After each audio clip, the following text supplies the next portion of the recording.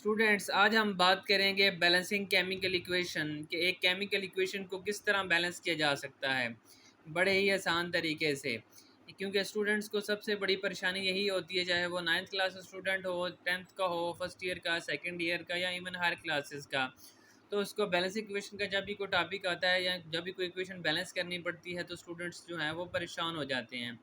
तो सिंपल सा एक ट्रिक है जिसे आपने याद रखना होता है कि जस्ट आपने नंबर ऑफ़ एटम्स को बैलेंस करना है। वो आप किस तरह कर सकते हैं, ये स्टूडेंट टू स्टूडेंट या टीचर टू टीचर वेरी कर सकता है, ठीक है। जैसे अगर ये देखें कि ये वाटर की एक इक्वेशन है जिसमें वाटर बना हुआ है H2+O2H2O। अब मुझे पता है यहाँ पे हाइड्रोजन 2 हैं, तो ओके, हाइड्रोजन मेरे पास यहाँ पे 2 आ गए। लेकिन यहाँ पे ऑक्सीजन मेरे पास 1 है, तो यहाँ पे ऑक्सीजन मेरे पास 2 थे, तो मैं क्या करूँगा 1/2 से इसे मल्टीप्लाई कर दूँगा। और 1/2 से जब इसे मल्टीप्लाई करूँगा हाफ से, तो ये 2 और 2 से कट जाएगा, तो ऑक्सीजन का एक एटम रह जाएगा, तो ये इक्वेशन बैलेंस हो गई है। अब अगर आगे आ जाएँ तो मैंने फॉर एग्जांपल H2+O2 लिखा है और आगे वाटर लिख दिया है, ठीक है।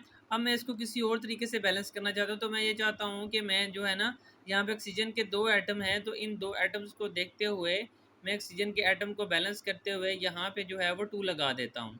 जब यहाँ पे मैं 2 लगा देता हूँ तो डेफिनेटली फिर हाइड्रोजन कितने हो जाएंगे, 2 2 ज़ा 4। जब यहाँ पे 4 हो जाएंगे तो मुझे यहाँ पे भी जब हाइड्रोजन H2 लिखा था इसके साथ भी ये 2 लगाना पड़ेगा। तो इस तरह ये जो वाटर की इक्वेशन है ये बैलेंस हो जाएगी। अब हम बात करते हैं सल्फर ट्राइऑक्साइड की जो सिंथेसिस होती है या सल्फर ट्राइऑक्साइड की जो फॉर्मेशन है, उसकी इक्वेशन को हम किस तरह जो है वो बैलेंस करेंगे। देखें SO2+O2 है हमारे पास, गिव अस SO3।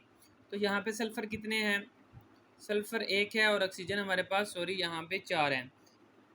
2 इसके हैं और 2 इसके हैं, टोटल हमारे पास ऑक्सीजन जो है वो 4 ऑक्सीजन है। अगर हम प्रोडक्ट में देखें तो प्रोडक्ट में एक सल्फ़र है और 3 ऑक्सीजन। इट्स मीन यहाँ पे हमारे पास प्रोडक्ट में एक ऑक्सीजन जो है वो शॉर्ट है, एक ऑक्सीजन कम है। सल्फ़र तो पूरे हैं, सल्फ़र रिएक्टेंट में भी एक है, प्रोडक्ट में भी एक है। तो no we have to balance the oxygen. तो हमें ऑक्सीजन को बैलेंस करने के लिए क्या करना चाहिए, we have to multiply it with a suitable number. हमें एक सूटेबल नंबर से मल्टीप्लाई करना चाहिए। फॉर एग्जांपल हम 1 से मल्टीप्लाई करते हैं, तो 1 से मल्टीप्लाई करेंगे 1 × 3, तो 3 आएगा हमारे पास, ठीक है। लेकिन क्योंकि हमारे पास रिएक्टेंट में कितने हैं, 4 हैं। और अगर हम इसे क्या करते हैं, हम इसे 2 से मल्टीप्लाई करते हैं, लेट्स सपोज। तो जब हमने इसे 2 से मल्टीप्लाई किया, तो जब इसे हमने 2 से मल्टीप्लाई किया तो 3 × 2 क्या हो गया, ऑक्सीजन कितने हो गए, 6 हो गए। जब ऑक्सीजन यहाँ पे 6 हो गए तो हमारे पास यहाँ पे रिएक्टेंट में कितने थे, 4 ऑक्सीजन थे, 2 इधर थे और 2 इधर थे। तो यहाँ पे 2 से मल्टीप्लाई करने से क्या हुआ, जहाँ पे ऑक्सीजन 6 हुए हैं वहाँ पे साथ साथ सल्फ़र भी 2 एटम हो गए हैं, 1 से 2 हो गए हैं। तो हम सल्फ़र वाला जो पार्ट है SO2 वाला उसको पकड़ेंगे और इसके साथ 2 लगा देंगे। अब जब इसके साथ 2 लगाएंगे तो ये जो 2 है और ये वाला 2 जो है, ये दोनों आपस में जब मल्टीप्लाई करेंगे टोटल हमारे पास जो ऑक्सीजन हो जाएंगे वो हो जाएंगे 6 ऑक्सीजन। जब हमारे पास 4 ऑक्सीजन और 2 ये 6 ऑक्सीजन हो जाएंगे और 2 सल्फ़र हो जाएंगे। तो प्रोडक्ट में भी देखें 2 सल्फ़र हैं और 6 ऑक्सीजन हैं। नेक्स्ट हम बात करते हैं सिंथेसिस ऑफ अमोनिया की। तो N2+H2NH3। अब देखें रिएक्टेंट में हमारे पास 2 हाइड्रोजन हैं, 2 नाइट्रोजन हैं। प्रोडक्ट में 1 नाइट्रोजन है, 3 हाइड्रोजन है। इसका मतलब है कि we have to balance nitrogen, क्योंकि प्रोडक्ट में 2 हैं और साथ में कोई और चीज़ नहीं बनी यहाँ पे। जब कोई और चीज़ नहीं बनी तो इसका मतलब है कि यहाँ पे कुछ और अगर नहीं बना तो इट्स मीन यहाँ पे हमें नाइट्रोजन के 2 एटम पूरे करने हैं। जब नाइट्रोजन के 2 एटम पूरे करने हैं तो यहाँ पे हमें 2 लगाना पड़ेगा। जब यहाँ पे हम 2 लगाएंगे तो इससे क्या होगा, हाइड्रोजन जो है वो 3 2 ज़ा 6, हाइड्रोजन तो फिर 6 हो जाएंगे। तो 6 को बैलेंस करने के लिए फिर हम क्या करेंगे कि यहाँ पे हाइड्रोजन की जगह पे जो है वो 3 लगा देंगे, हाइड्रोजन के साथ 3 लगा देंगे, जिससे हमारा जो इक्वेशन है वो क्या हो जाएगी, वो बैलेंस हो जाएगी। आगे चलते हैं। ये सिंपल जो है वो आयनाइजेशन वाली हैं, जिससे सल्फ्यूरिक एसिड है अगर तो वो आयनाइज होता है। लेट्स सपोज 2 उसके आयन है H और SO4, H positive SO4 negative. अब देखिए नेगेटिव के ऊपर कितना चार्ज है, 2 चार्ज है, ओके। S के ऊपर कितना चार्ज है, +1 और -2 तो ये बैलेंस नहीं हो रहा। इसका मतलब है कि यहाँ पे भी कुछ नंबर होना चाहिए, नंबर 2 होना चाहिए, क्योंकि यहाँ से इसको मल्टीप्लाई जब करें तो +1 × 2 +2 और ये -2 ये बैलेंस हो जाएगा। दूसरा ये है कि यहाँ पे रेक्टेंड में भी हमें 2 हाइड्रोजन गिवन है, तो so we have to add 2 here. इसी तरह H3PO4 है, तो यहाँ पे ये जो 3 है वो 3 एटम है, तो 3H पॉजिटिव लिख देंगे।